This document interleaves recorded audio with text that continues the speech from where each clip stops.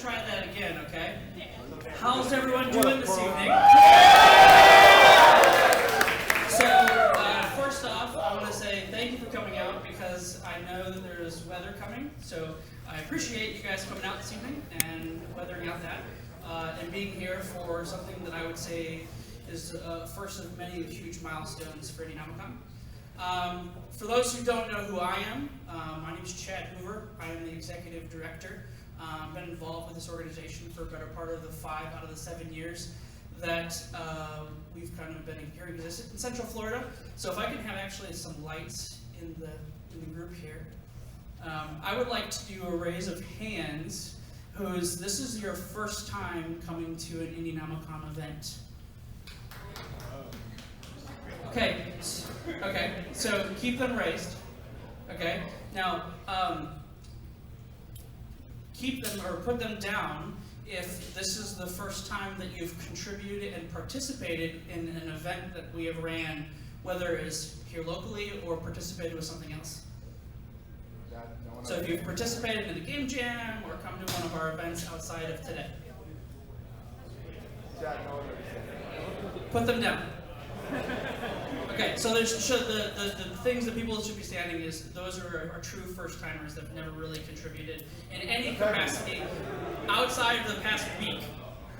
So I want to thank you guys for coming out and really participating over the past 7 years. We are here to cultivate and foster creativity here in Central Florida, and we really thank what you guys do as a community, and we're here to celebrate that as a whole.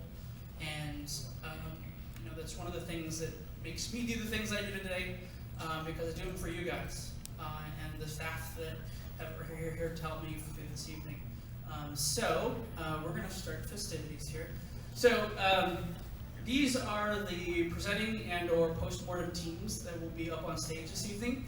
I need a representative that will be speaking at each of these teams, and a representative that will be playing these teams. If they will meet Michael down here in the corner. He will do some logistics handling for that. So if a representative from each of those teams goes to talk to Michael, if you guys can come on up, please.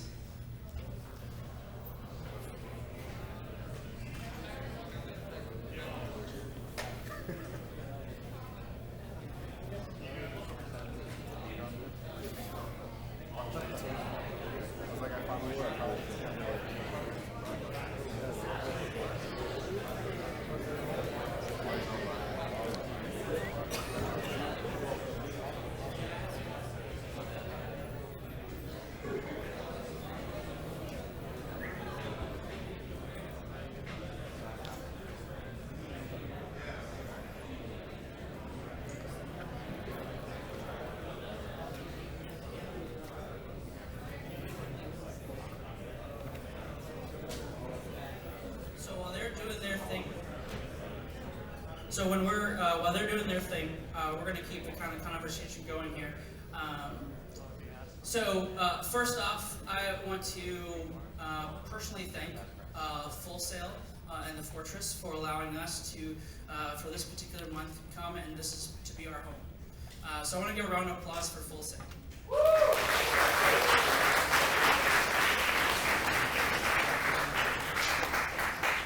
As an alumni graduate from 9 years ago, this is kind of a memorial for me. It's actually the first time in 9 years being able to be back on stage, talking in front of students, talking in front of the community. So it really means a lot to me.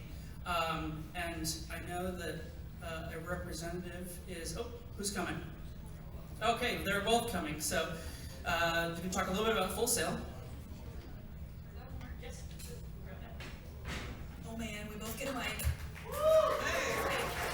Does it work? Does this work? I don't know. Hey, oh! Hey. The spikes. Sorry guys. Just kidding. I'm Christina, one of the department chairs in game design.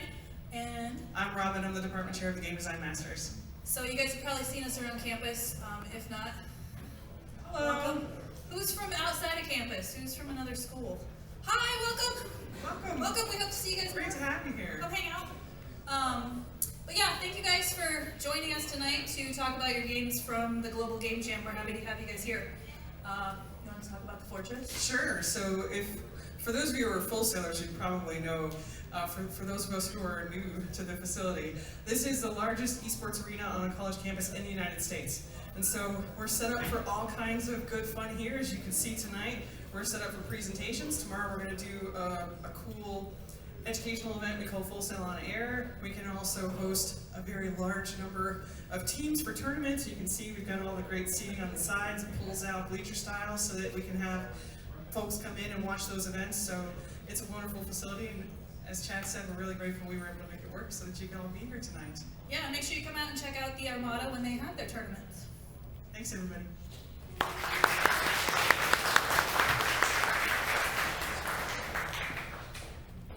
Sweet, awesome. Next slide here. Go Gadget. Sweet. Okay. So who here loves social media? That's okay. Okay. So who's here taking a picture of you being here, whether it's your team or whether this awesome facility? Who's taking a picture yet? No one? No? I know Steven has. Right? So we have a hashtag, Love of Indie, and then we have our call, Indienomicon. For those who do the Discord thing, tinyurl/indie Discord will get you connected to the community. Strongly recommend it. It's a way for us to not only communicate through Facebook and Twitter and stuff like that directly to you guys when you guys have conversations and questions. It's an instantaneous way to connect to me if you have concerns about something or whatever it may be. So it's a great tool and a resource, and we do our best to kind of facilitate that. And another thing that's not on here, which we post through social media, is we do a monthly newsletter, and there will be ways for you guys to get connected to that. So if you guys are graduating and you go to other places, you can kind of still what's happening in your own backyard here in Central Florida. Okay, so one of the things that we do is after the normal meetup, we do an after party location. And so we take what's kind of going on and take the conversation. This evening, we're going over to Miller's Ale House. They are totally expecting us to come in and raid the place, which is awesome.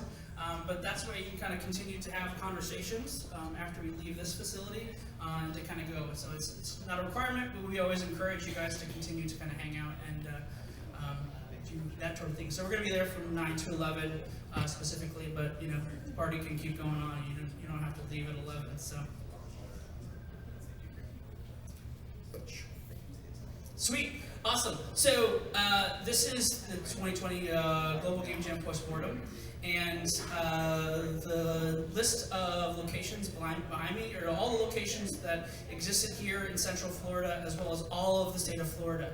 So a lot of different ways to be participating. I'm really happy that our friends down the street have come out to participate as well, and being able to be starting this kind of new co-ecosystem that we're trying to help foster in 2020, and being able to be a part of that.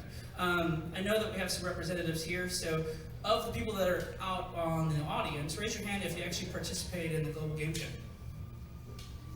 Awesome, awesome. And so what the other individuals that you guys will see tonight is a postmortem. So there'll be a representative that comes up from each respective team that will talk about what went right, what went wrong, and what they can do to improve it. And then they'll be doing some play testing of their product and game that you can actually download off of the Global Game Jam website. So we strongly recommend, if there's something that piques your interest, heading onto their website, downloading them. All of them are free. They're free forever. It doesn't matter if you want to play year one or this year's stuff. Totally check that stuff out. I strongly recommend being able to do that. So, okay, so our first team up is going to be A Better Time. So if I can have the representative for A Better Time. Give them a round of applause. There we go.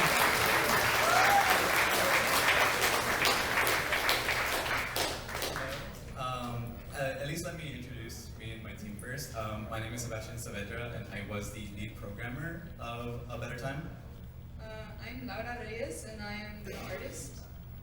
I'm Rebecca Navas, and I helped with the programming as well. So first things first, I didn't know I was going to be speaking at this event, so this completely caught me off guard. And this was also the first ever game jam that I actually ever participated in. We're actually students from UCF, we're game design major students, and so we recently just started getting into the meat of our program. But enough about that. Let me actually answer some of these questions. So the art assets, all done by Laura. It was the first time she ever decided to do like sprite animation and a bunch of different sprites for something of this like caliber. And she did really, really well. She doubted herself a lot, but they came out all so beautiful. And we got some random help from this one guy. He just came up to us. He was like, "Hey guys, do you need sound?" And we're like, yes, we actually do need sound. And so he just looked at our art assets, and he just got a general vibe. We told him a synopsis of what we were trying to go for, and he produced sound for us, like a song and everything. And I was like, whoa, this is exactly what we needed. And so that was really, really nice. And as first time like game jam people, we're obviously, it didn't come out perfect, and that's okay. I came into this thinking, I came in with so many ideas, and I was like, oh my gosh, like, how do I do this? I don't know how to do anything. And I really didn't. Like, programming in C# and Unity, like, I'm still learning. I literally don't know anything. But you don't have to be afraid about that. Like, it's okay to not know anything and even look up a tutorial, and I started learning more and more things from that, and that was completely fine. So we didn't finish our game. Why didn't we finish our game? We had a lot of ideas, and we dreamed a little bit too big. We didn't have that much experience. And when those things happen, and especially when you only have 48 hours to do those things, you're just like, oh shoot, well, what do we keep? What do we do? So what we did, we just tried making the first level as good as possible. We didn't even get to finish we got to the start of the second level, barely even that. And we struggled to get a fully functioning shoot mechanic, because let's be real, programming is hard. Yeah, thank you. Sometimes it goes right, and you're like, oh my god, I did it. And sometimes it doesn't, and you can't really figure out why. So we weren't able to get a shooting mechanic working correctly, which was a shame, but we're still happy with what we came up with. It felt satisfying to see that. And the enemies were very, very difficult to program because I was having trouble with collisions and everything. We wanted to limit the player in the first level. We didn't let the player jump at all. And we provided enemies as obstacles within the first levels, and we wanted the player to try and trick the enemies into falling into these platforms. It didn't work out so well. In fact, we spawned like 8 enemies all at once in the first level, and they all just fell through the ground. We tried using AI, aggro AI. It didn't really work out because it just started flying and spinning around. And I was like, this isn't working at all. I swear I froze you on the Z-axis, and it just didn't work. But something that we can improve on is that, one, we needed to communicate better. There's this I spent like an entire 2 hours trying to work on a falling platform, only for the level designer who couldn't be here, actually. She told me, it's supposed to be a blinking platform. And I said, blinking platform, that's going to save me a whole 2 hours. So communication is very, very important.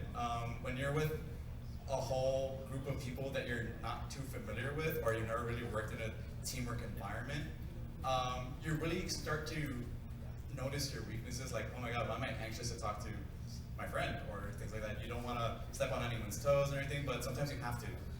and that's completely fine.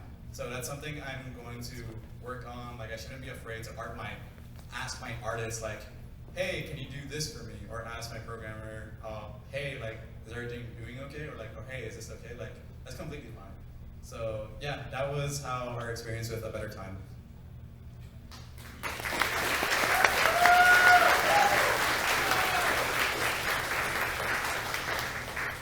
So you guys can switch over and you can retest your game.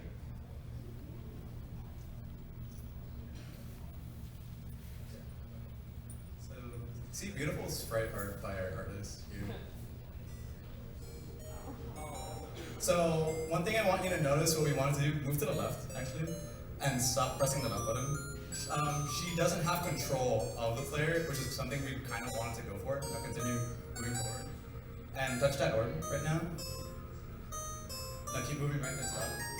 But now she has full control. That's something we wanted to build up on. Since our theme was repair, we wanted the player to kind of build up and repair themselves, because the vibe we were trying to go for was that you're a soul and you're trying to regain parts of yourself through the cardinal virtues and things like that. So we were trying to reach for 4 levels. Unfortunately, we couldn't, but here we go.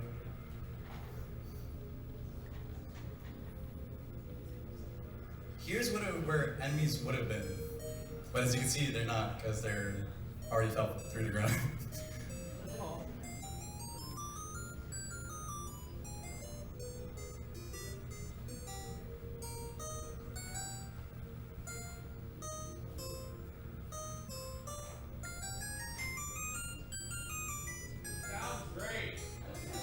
Can you believe this? Some random guy just literally came up to us and just made the sound for us. It was amazing.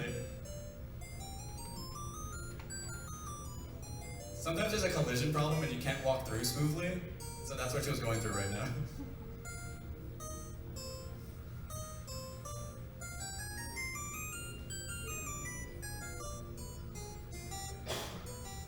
Another fun fact, this was also the first time the person that made this music ever worked with like chiptune bit music, so good on him for that.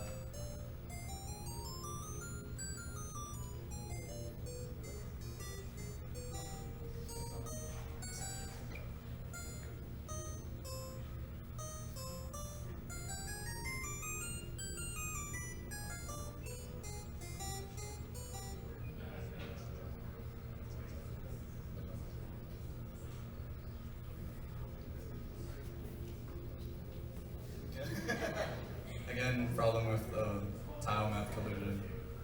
It's dumb. Awesome.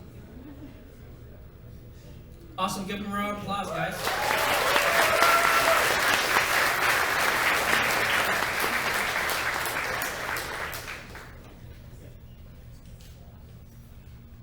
So sweet. So just like a game jam, you go with the punches. So we had to move some teams around. So we're going to, if I can invite Helix up on stage. Give him a round of applause.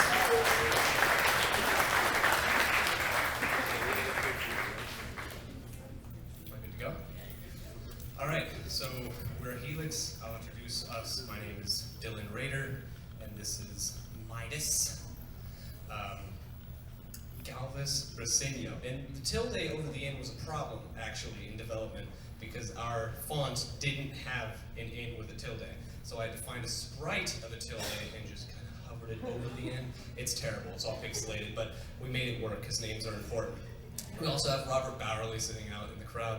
He's a programmer, I'm a programmer, she's an artist. We had some other people on the team, but they're not with us right now. And yeah, so I'll just get into the post-mortem. Mainly what went right is we focused really hard the first day. We didn't really get any programming, any assets into the game or anything, but we just focused on getting a very strong concept over the first few hours. And it came together really fast, and we all agreed on it, and we all made sure that we were on the same page.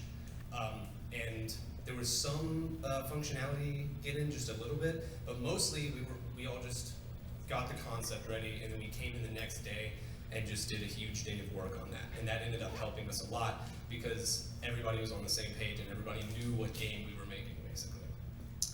And we had a strong concept because we spent a lot of time thinking about it.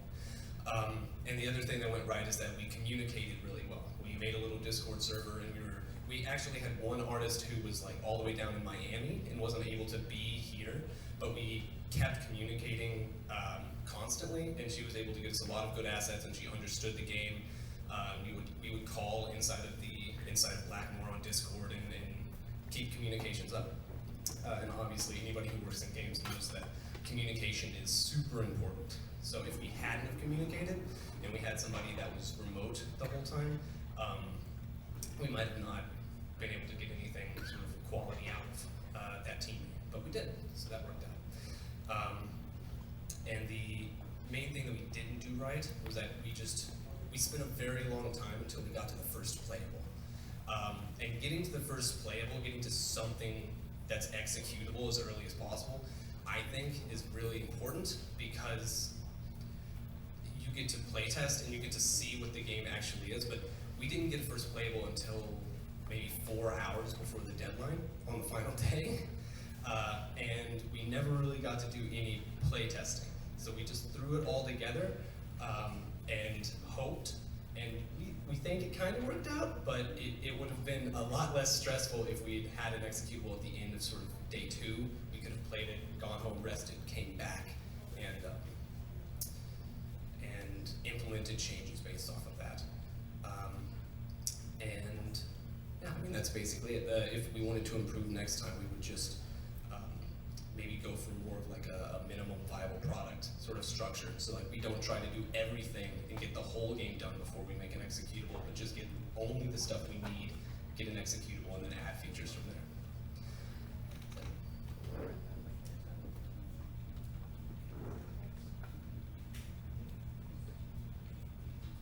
Sweet, go ahead and switch over. You got this. So I'm making the artist play because she hasn't played at all yet. So we're gonna see how this goes. Oh, we also couldn't get a tutorial functioning. Like we have no tutorialization at all. So hopefully she remembers how to play the game. I'm not gonna tell her how. Just go to easy. Trust me, go to easy. All right, so I mean, basically the story is there's a radiated dog. It might be your dog, it might be somebody else's, but your job is to fix it. And you have to repair these nucleotides by clicking the correlated button by color and by shape. And it repairs them. So your score is down there in the bottom right. It's displayed as a percentage, and you get a higher multiplier the more you get correct in a row. And it's constantly depreciating. So if you don't have a multiplier, like you get one wrong, and you get one right, and you get one wrong, and you get one right, you can't keep the score high enough to keep the dog healthy. And as your score gets lower, the dog gets more and more, shall we say, unique. His name is Felix, by the way.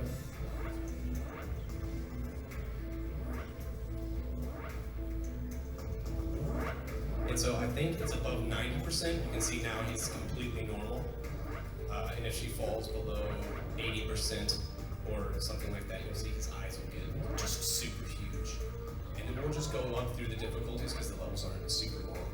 They're not much longer than this one. And then we'll see how Midas does. We'll see if she has the touch of gold.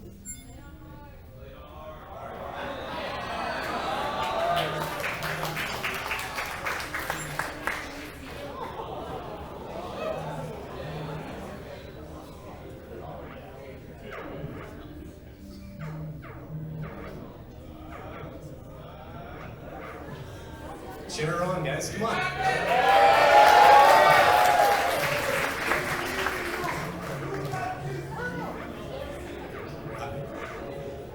I don't feel good about this one, guys.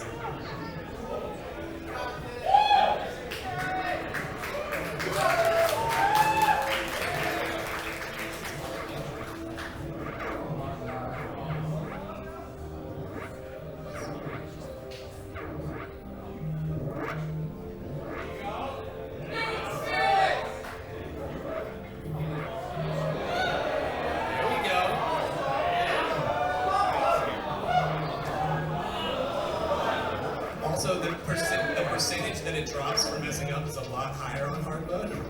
So if you mess up a little, it just starts to drop. Yeah, he only has 2 legs right now. It's really unfortunate.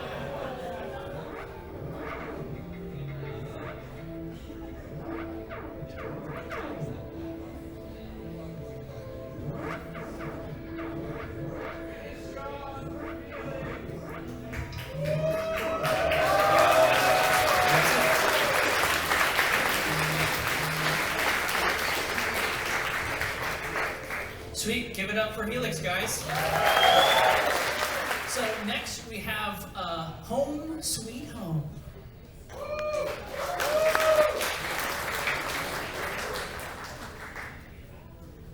Hello.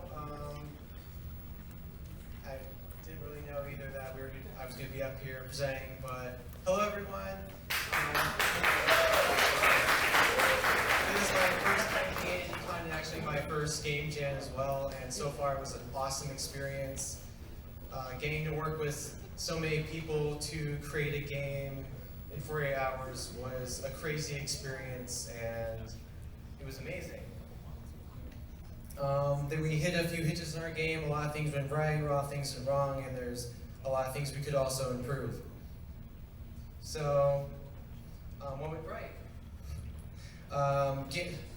GitHub had some backups for us when we messed up pretty bad. We almost lost everything, but thankfully we had some stuff saved up, so we were able to pull everything back, so that was a huge right for us.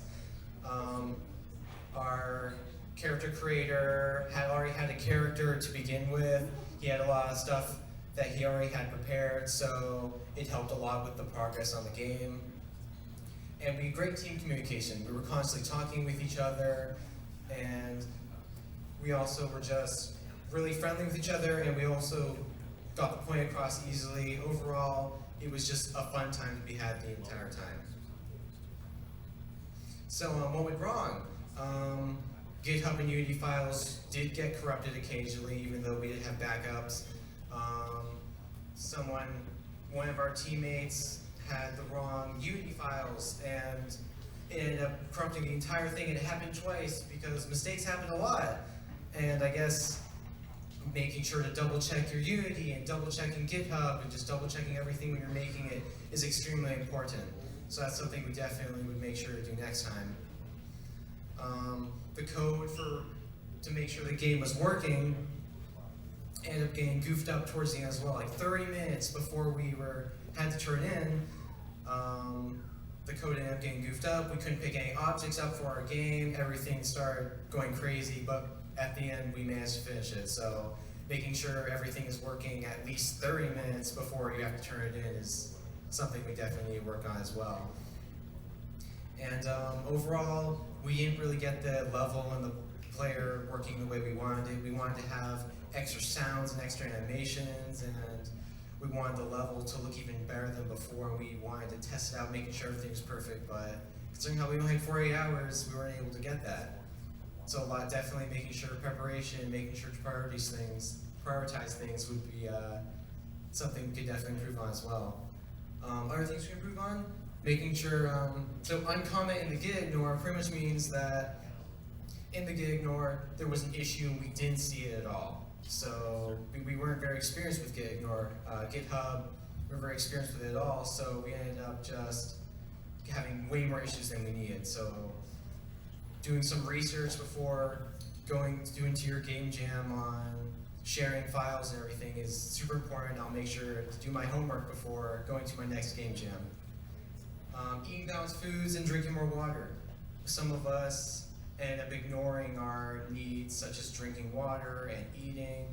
Especially me, I just kind of sat there and coded all day instead of eating food. So making sure to take some time to just tend to yourself, sleep a bit, eat, drink, stay hydrated, all that stuff can really help your game because you'll be working at top performance and you're less likely to make mistakes.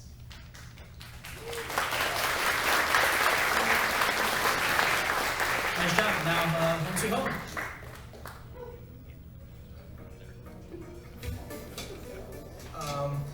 So we have a nice tutorial here. We have it so We have nice little sounds. Our audio guy was absolutely amazing. He had the music for this, all the sounds for the bird squawking, the sounds of the scratching on the floor, placing objects, picking them up. All of it was just really, really well made. All the moving around, all the animations and stuff were done by our animator, our asset creator. All the chairs, couches, sinks, pretty much all the furniture you see is made by one guy. He pretty much cranked it out within like an hour or two, and it was really insane. Everything about how the bird moves, everything about moving around. Pretty much me, I did all the coding.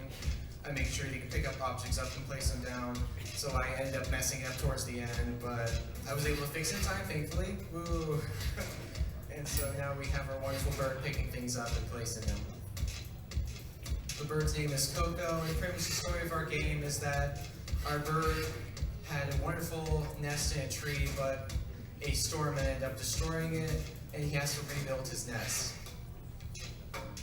So Coco searches the house for objects. It's pretty much like a scavenger hunt platformer, and you're able to see how many objects you need to pick up. They stand out from the rest of everything so you can easily see them. And Coco is able to place them in the nest so that he can have a new home.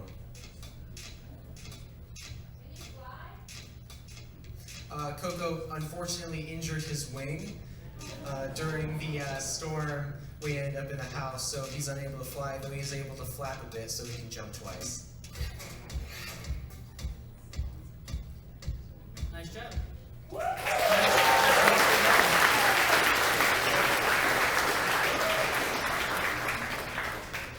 So next on the docket here is going to be Space Penguin. Give it up for Space Penguin, guys. Hello, everyone. My name is Matt Thompson. I believe the title we decided was that I was the project manager for the project. Give me a moment because this is a mystery to me as well as to you. I was not intended to be the one presenting, but here I am. All right, that's great. I'm going to ignore all of that. What went right? Overall, the project went very smoothly. So, quick little thing. We started the project with, I believe the total was 13, 14, 15? Someone told me 18 at one point. I'm like, I don't think it was that much. But by the end, we had somewhere between 7 or 8 people. We didn't split the team, but we kind of just shed people off. They kind of just drifted. Some of them, it was very intentionally. Our lovely managers would come in and say, hey, a group needs a programmer, they have no programmer. You, congratulations, you're now on a different team. I hope you didn't like this project too much. Other times, it was people just were done with their project. This was with what they had to do. This was the case for our sound person. He just finished. We kind of got to the point where it's like, look, we don't really have anything else to do. And in fact, I think he went off and helped a bunch of other teams. And I believe that's where we got like, I've heard from a lot of other teams like, yeah, this guy just showed up and he like did all our sound for us. I have no idea where he came from. And it's like, yeah, it's probably ours, but okay, I'm glad you could make use of him. Others were like, for instance, our poor writer. We tried to give her stuff to do, but the design team kind of went down a different route that didn't really need writing as much. I'll get to that when we're in the how we can improve. But so anyway, that was kind of where we started. But the one thing that I really liked that our team was able to do was we were able to kind of work together pretty well from the design standpoint. Like we came pretty quickly to a consensus of what we want. Like, well, of course, we went through the whole like, oh, I want this. No, I want this. No, I want this. Oh, I don't really like that idea, so I'm going to leave this team out of disgust, as you do. But overall, like we had some good themes, we had some good ideas, and we kind of, even though we did have a little bit of design snafus every now and again, we kind of were really good at this is what we got, this is what our goal is, and we didn't really stray from it that much. Like, one thing that I know that in a lot of projects I've been on in the past is that it's like, oh, this is the idea, and then you present the final thing, and it's like, oh yeah, ignore our past documents because they're just bad. But no, pretty much our project started and ended about where we wanted it to, which I was very proud of.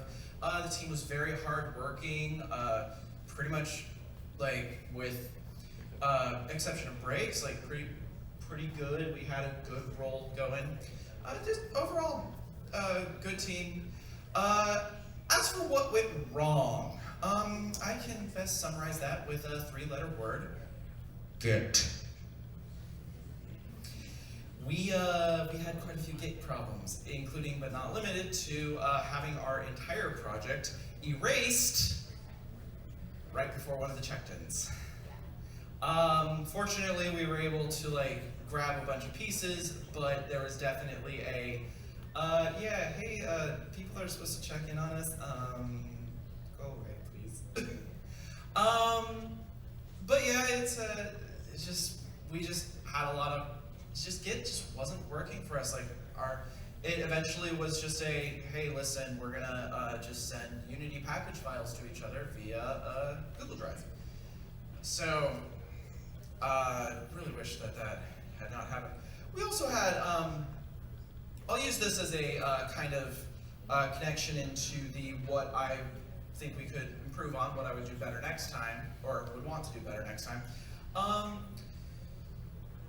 We had some communication issues, and not necessarily like from a standpoint of like people weren't like saying, but people weren't understanding what other people were saying, and oftentimes would act based off of information that they had perceived, not information that had been given.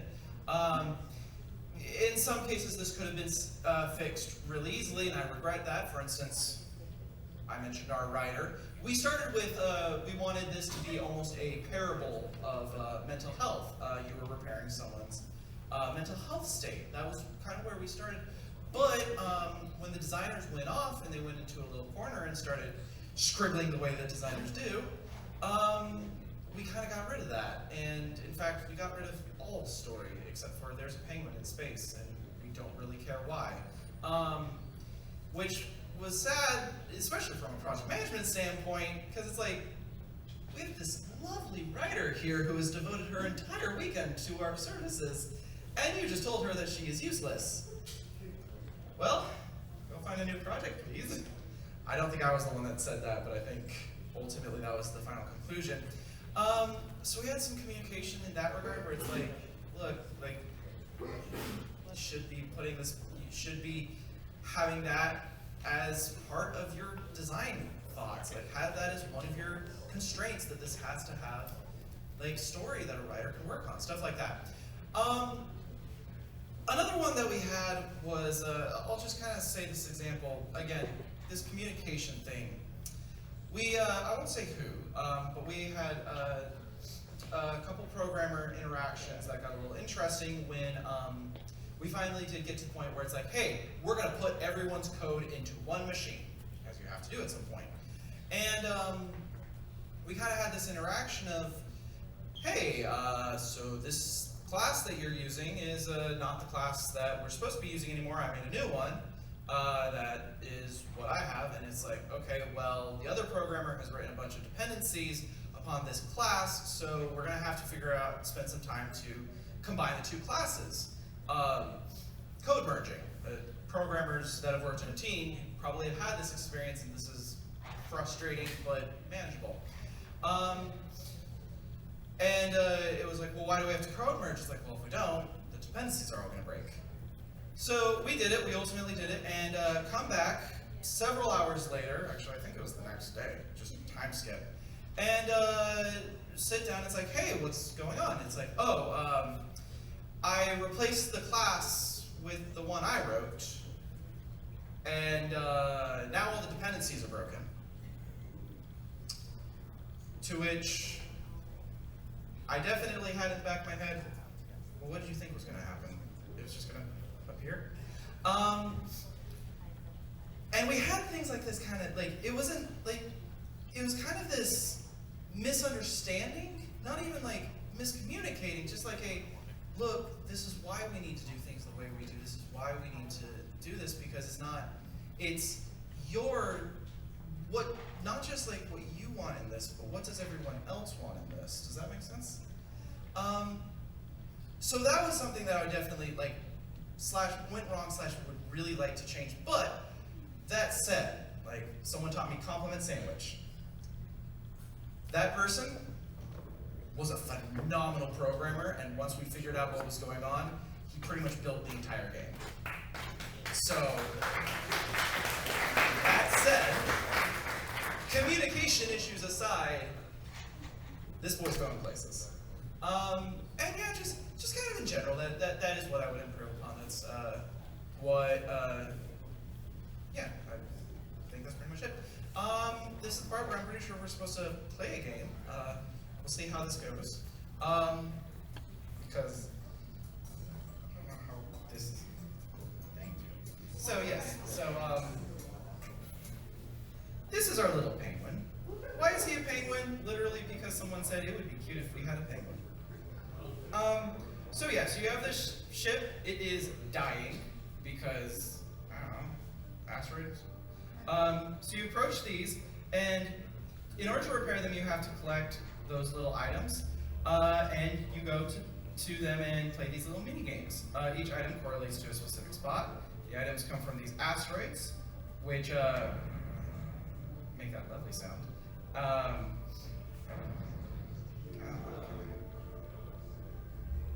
They get harder and harder as you go along.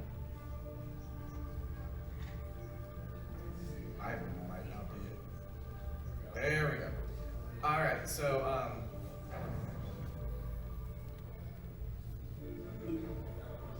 yeah, we have 3 mini games in total. You saw the one for our shields. This is for life support. One of the ways you can tell I'm project manager is I'm not good at my own game.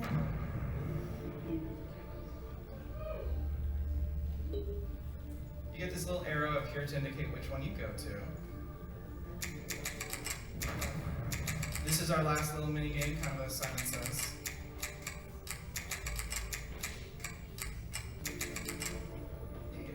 And then hammer to repair our engines. Engines and pilot, because they're both mechanical, share the same minigame. Totally not, because we ran out of time.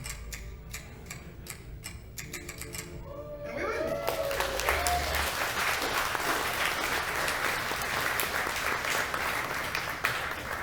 Sweet, and that was Space Penguin. So, next, Taffy 3, come on up.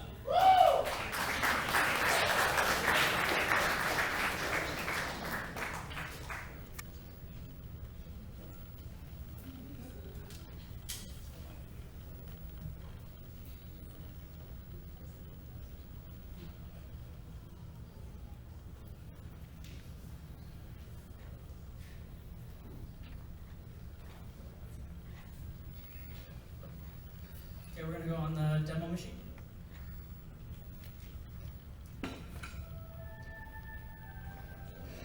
Welcome to probably the AAA game ever.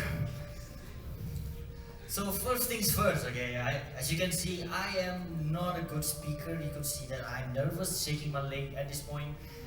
Oh God.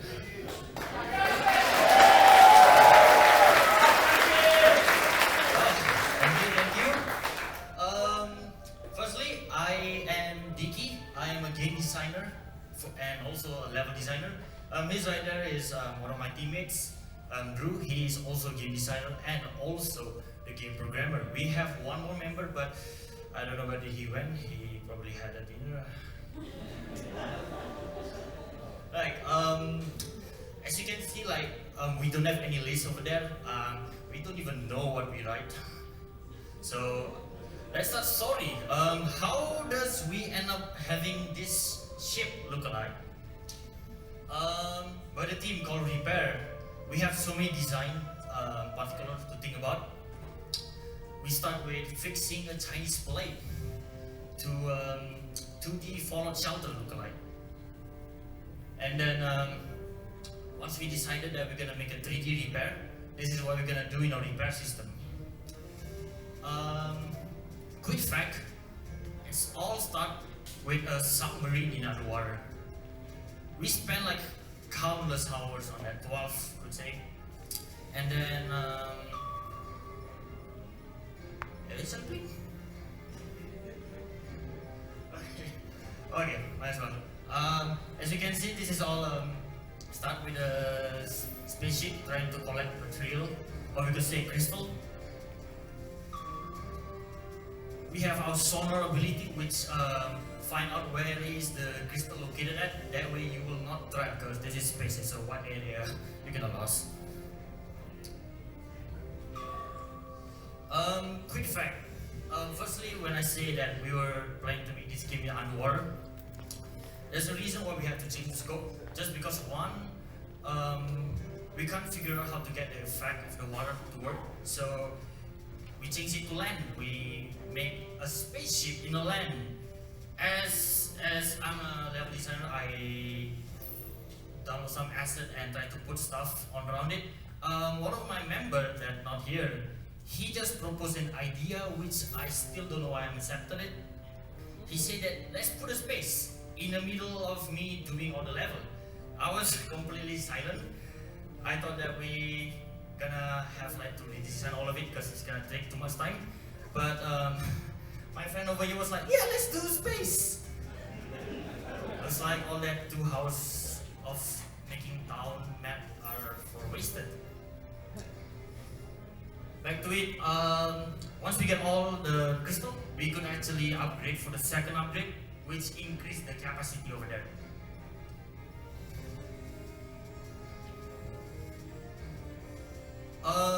As you can see, this game is pretty long. Like we intend to make this a bit long. We decided to make one idea that probably even me wasn't expected. He over here designed a cheat code. Look at that. What a resource. Like that, on the third upgrade. But then on the third upgrade, we get the shooting function. So if you could move on to the asteroid.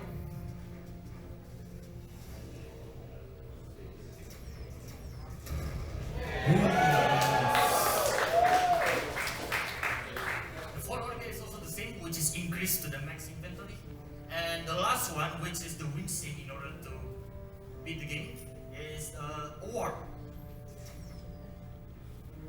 You're gonna see this amazing effect.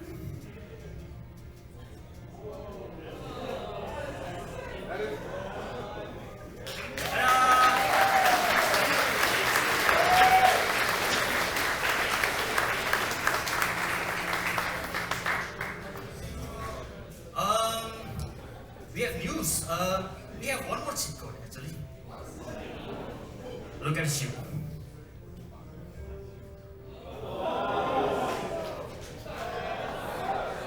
Quick fact. This guy here, he was modeling the ship while sleeping. Yeah, while sleeping. We thought that he was cursed or something. We didn't talk for him like for 3 hours. So yeah, that's about it. Thank you so much.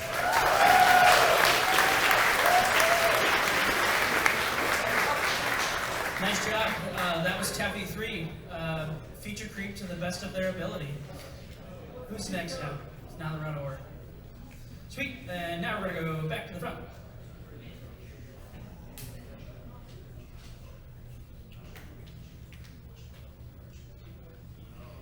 Representative from Memorial, come on up. One round of applause.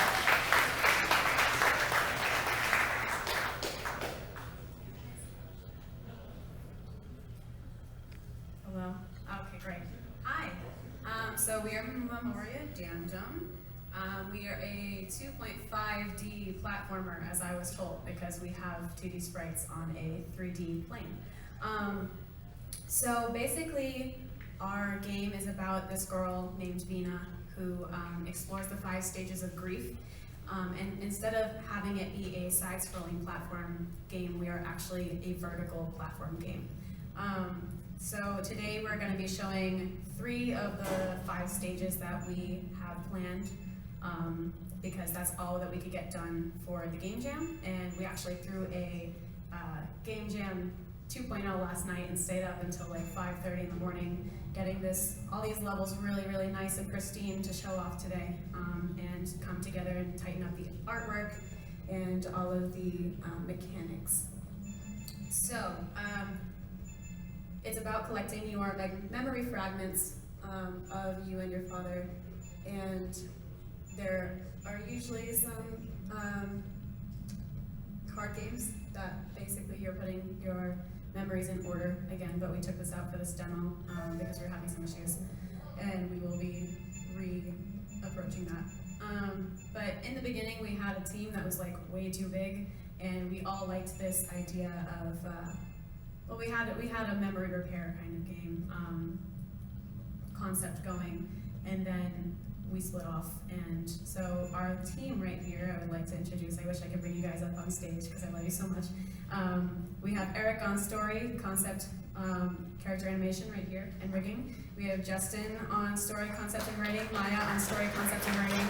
Ben on level design, and being a whiz at Unity. We have Taylor on coding, level design, lighting, camera rigging, and particles. Zane on coding and physics, who couldn't be here unfortunately. And we have Brandon on scene design, scene management, level design, overall Unity wizard, of course, and then Jeremiah on art, and then I did concepts, music, sound effects, art assets, and quality control, pretty much. So we had a crazy intense team here, going literally so hard, just from beginning to end. We took this concept and we ran with it, and let me see here. Sorry, I have a huge paragraph of notes because I didn't want to miss anything, because this game is super important to all of us now. Yeah, so in the beginning, we ran with this idea, and so what you're seeing right now is the anger level. So it goes through denial, anger, bargaining, and then those are the 3 that you're going to see today, but we are in the process of building depression and acceptance. And so we really took liberties of exploring what this would look like, both partially in the real world, and then also partially inside of Vina's mind. And yeah, so some of our struggles were we were pushing for 5 levels, obviously, which is a huge feat, but we were set on it.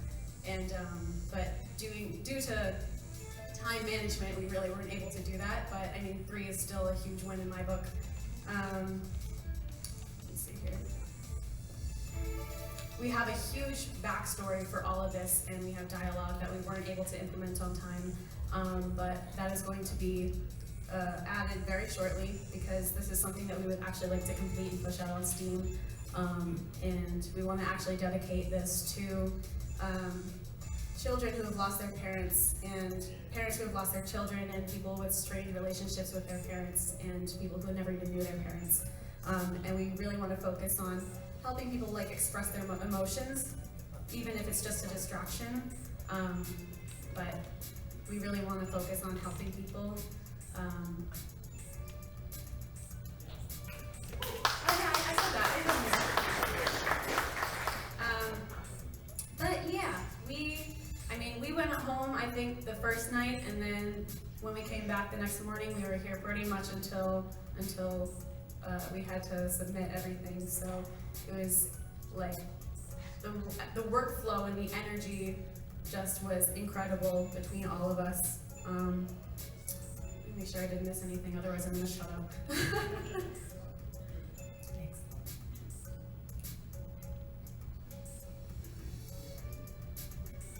I think that's good. I think we got it right. Yeah.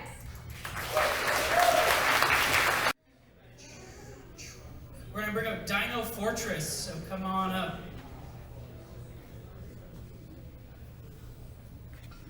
Give him a round of applause, come on.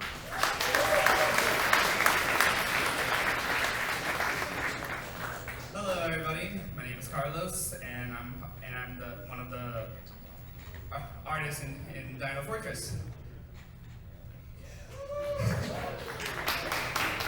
So, one of the things that went well in this game is, well, the art that one of our teammates made, and also the assets. Also, one thing that went really well is the music made by our lovely and talented music artist, Trinity.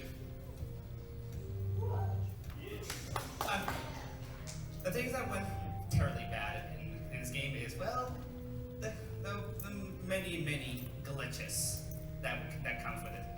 Another thing is that we used to have 3 levels. However, Fate decided to say no and delete everything. And our designers got so depressed about that, so they just you know what, let's just do this and be on with our day.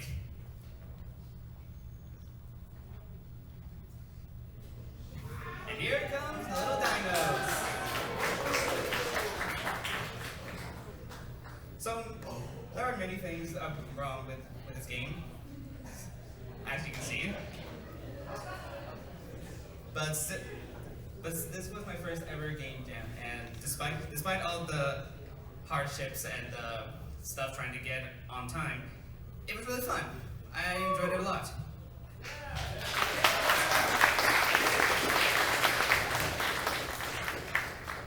The things we could have done better is that we could have managed our time well. We could have do more communications with the other teammates and with the designers.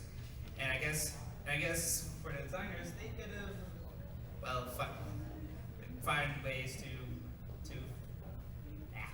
they could have find ways to fix this easily, but they did a really good job in that, and I'm proud to see how this went. So this game is basically a dungeon tower defense game, and I made three of the main assets: the ballista, the catapult, and that little hut right there. The dinosaurs have been animated by the same artist who made the main title screen. He also did 2 other pieces, which is the you lose screen and you win screen. Every time you kill a dino, you gain bones. Why? Because it's prehistoric times and money doesn't exist except for bones. I'll say it again. Bones. And each of the different assets cost that many bones. Fun little fact, that little icon there, that little cute little bone, I made it.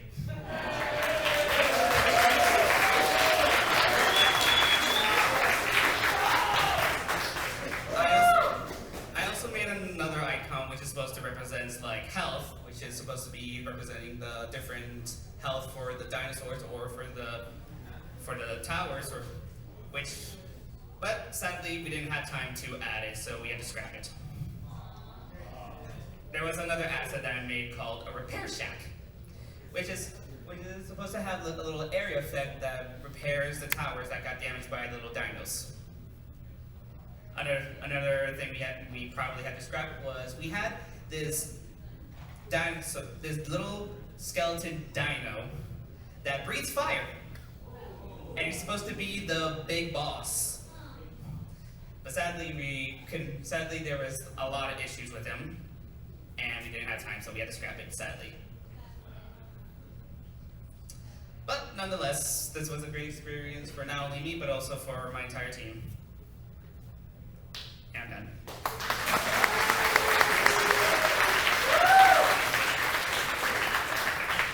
And that was Dino Fortress.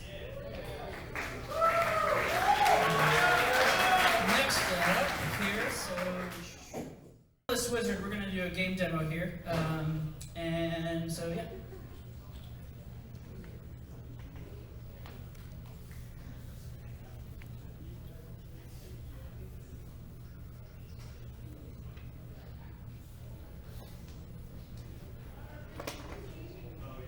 Give Headless Wizards a round of applause.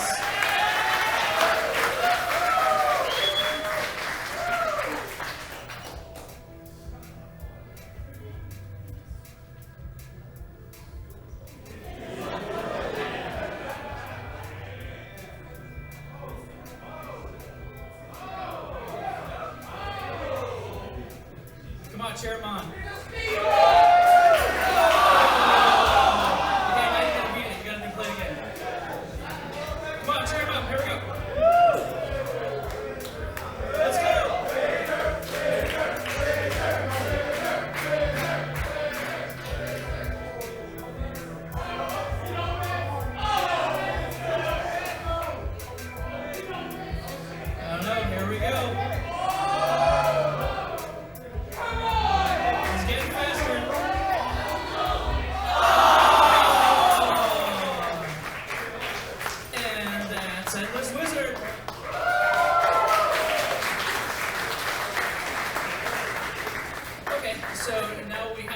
Technical switch, so just give us just a couple minutes. We're going to switch out a computer here, and we're ending soon, so give us a second.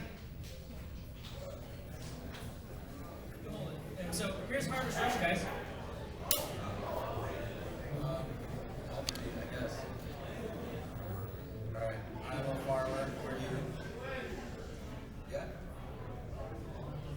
Hello, everyone. I guess we're Team Harvest Rush. We're a team of 6, and we're from Universal Creative. So yeah, this is the game we made. I'm Brock. We have Melinda, Anthony. We also had 3 other people who aren't here today. So the premise of this game, essentially, there's a mother and son team, the farmers in the bottom left. Their job is to repair the crops. And then we also have an alpaca and a chicken who are running around eating the crops. The game is 20 seconds long, so we did that diversifier. So it's really a race against time to see who either repairs more crops or eats more crops. So we can.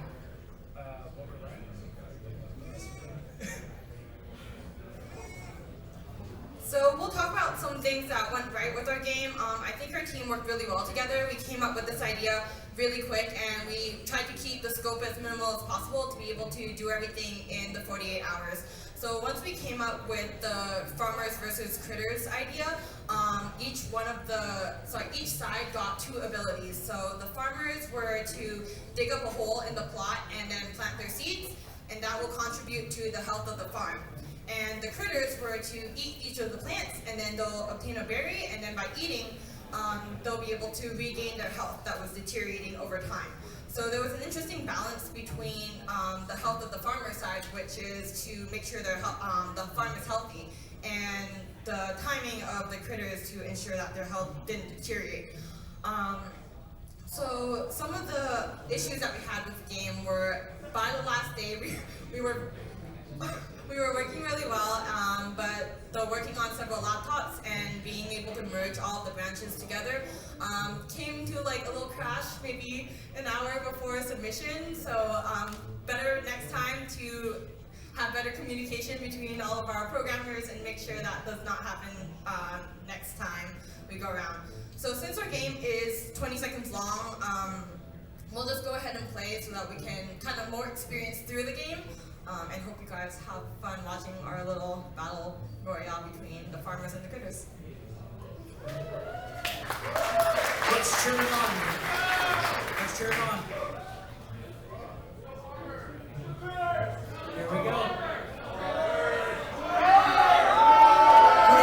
2, 1. Best of 3, round number 2.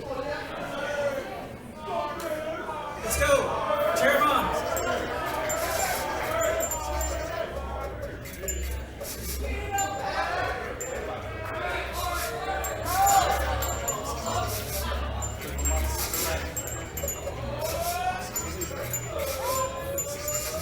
Three, 2, 1.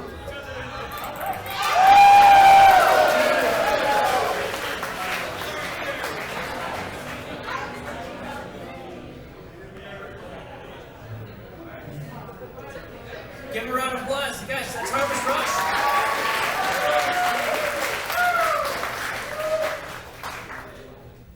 Awesome, so if we can switch back to my machine. Sweet, and we're going to switch another machine out, and we're going to have the Elite Four come up on stage.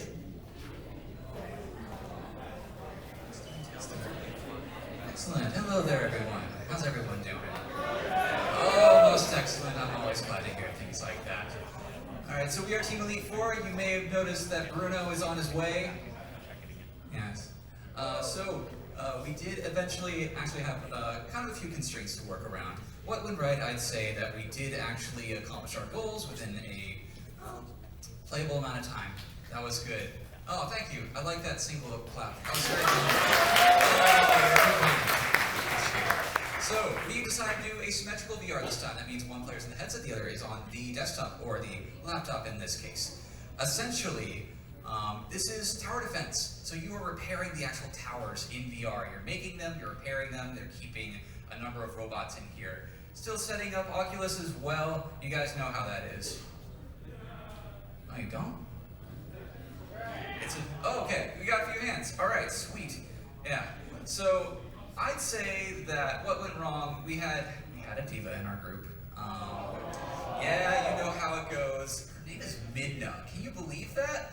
Millennials name their kids anything these days. Oh my goodness. She would not work in this space. It was crazy. So we had to find a remote venue to go to, and the whole time she's chewing on wires and running around, and she's a dog, and yeah. So we couldn't have dog in Full Sail. That's essentially why you didn't see us around.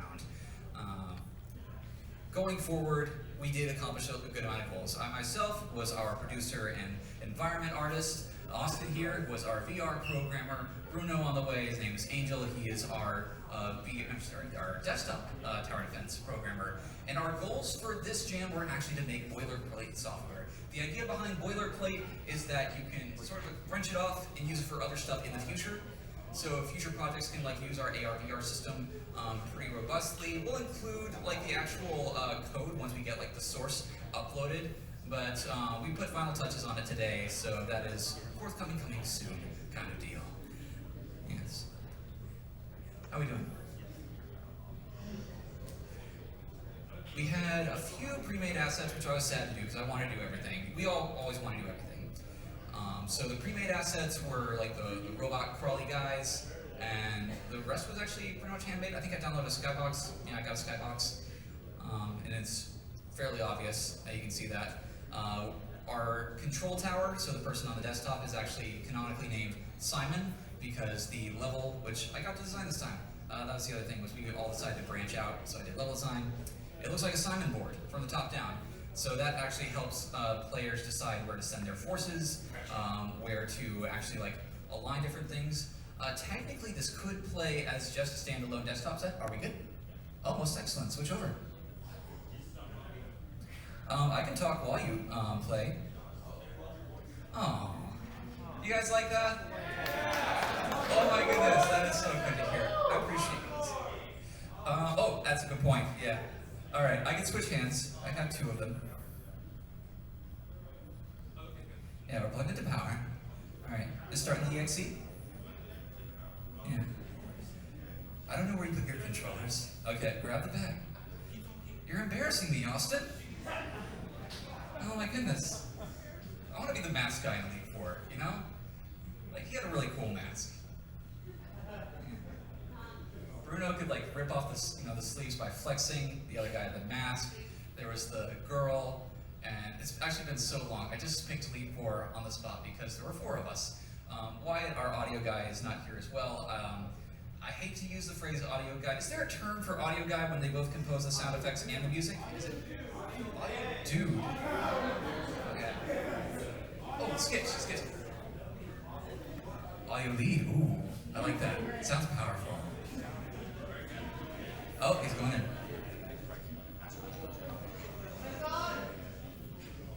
So we did prioritize, oh, excuse me, cooperation coordination in this one. So you can see that we have our lower left view is the actual VR player. Okay. Oh goodness, come on. All right, so You get to see our pretty map for a few moments, memorize it, hold it in your mind. Let it simmer in your thoughts. Yes. You ever want to switch to an index? I think we all have that feeling where we want to switch to an index. Oh, you have an index. Oh, someone's getting Alex. Oh, you got Alex. You pre-ordered? Oh, nice. Oh, yeah, it comes free with the index. Oh, that's amazing. Yeah. As soon as we're done plugging Valve, we can go, by the way. Thank you so much for your patience in advance. Much appreciated. Show me hands. Oh, you got hands. Cool. You have one hand. Oh, you got two.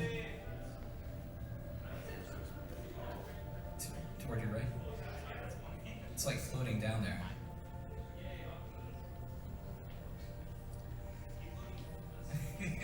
We're gonna keep bugging Valve. They said that they were gonna have their game out on time, which, you know, I still can't believe it until I see it, you know? It's not gonna stop. I won't stop. Can't stop, won't stop. Yeah, we're doing it live. Oh, I can talk about VR all day. That is my damn. And that is not fun. I feel very bad about that, actually. But the Vario looks good. If it didn't cost $5K, I would get a Vario. It's got some of the best resolution there is in business right now. Oh my goodness. Asgard's Wrath is a blast to play. If you don't exercise, you should play Asgard's Wrath. It's great. It'll get you up in a sweat. I like it a little more than Beat Saber. Beat Saber is very much like a casual entry. It's fun. I like it, but there's not much to it. No. You gotta skip through. You gotta skip. We're dying already here. Okay, so the next part of the postmortem was what went wrong. Yeah. Yeah, so essentially nothing. Nothing went wrong. Thank you. Alright, you good to go? Yeah, alright. Get running. So we set this up like you're a construction robot. So you got a hammer. Oh, I gotta set up a place for you. What zone are you in? Yellow, okay. I put one on the crosshair. Go ahead and climb up. There you go. Yeah, so we call it the hammer, kind of like the God of War hammer. Do you want me to set one up on the edge for you there? Yeah, on the edge. So you go left, go up. I got a platform for you. Hey, be nice to my wall. It took me hours to make all of those. Yeah, got it. So you can throw the hammer to construct things. Call out when you're ready for another one. Okay, well, we might die, but the real... I'm trying to follow you. Okay, I'm on your left. Yeah, there you go. Okay, I need more scrap, by the way. So, kill a guy. Yeah, kill a guy, give me some scrap. So once you kill him, you can make scrap, you can build more. And go back to green, toward the middle. I've set, yep, go for him, run. So you can climb along the walls, you can run through the maze. Oh, we're down. Run to the crosshair. I'm sorry, run to the quad. The quad is near the center. Yeah, so above near the center, I'm setting them up. I got 3 of them around. Yeah, go for it. Okay, now there are turrets on either side of you. Go ahead and climb up either the crosshair or the quad. Alright, cool. So we got a nice choke point over there. They're coming from red now, though. We gotta go defend red. Alright, set up a red one to the quad. Red quad. Yeah, red quad. Alright, red crosshair. Yep, to your right, red crosshair. Go ahead and climb up. Make that boy. Alright. Alright, I'm setting up another one on the quad. Go to the red quad. Yeah, go ahead and climb up on the red quad. We're gonna wrap this up as soon as we can. Yep, climb on up. Turret. Alright, cool.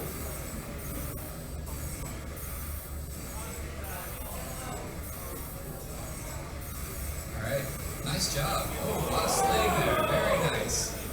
Oh, get some Kratos fights. Go ahead, throw it and call it back just for fun. Oh, that's so cool. Thank you guys so much. Appreciate all your patience and attention. Great job on the jam. I love seeing how the project is here. You guys are fantastic. And that was the lead four, guys.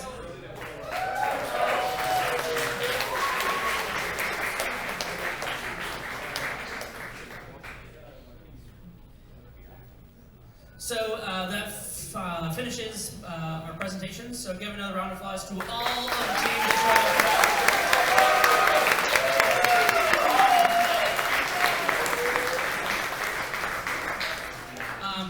One event that we do, it happens every April. It's called the Indieversary. One of the things that we do, participation of that event, is we do Indie Awards. And those who presented this evening will be up for an Indie Award for Best Global Game Jam Game. So look for those being able to vote for in March. So you know, it's a community-driven award, which is super cool because you guys get to vote for the best things that you guys seen for the past year. So as we wrap up here, you can follow us on social medias, like I said, specified before. Head over to our Discord, get connected, being able to be strong to the point of that. We're going to Miller's Ale House, and I just want to communicate, you know, just an issue, as I said, with the storm that is coming. If you guys need to make it home safe, we totally understand, and we appreciate you guys coming here. Your safety is #1 priority concern for sure. But for those who want to stay out, you know, we're heading over to Miller's Ale House after the event here, and go from there. And again, I want to thank Full Sail for holding us and housing us this evening.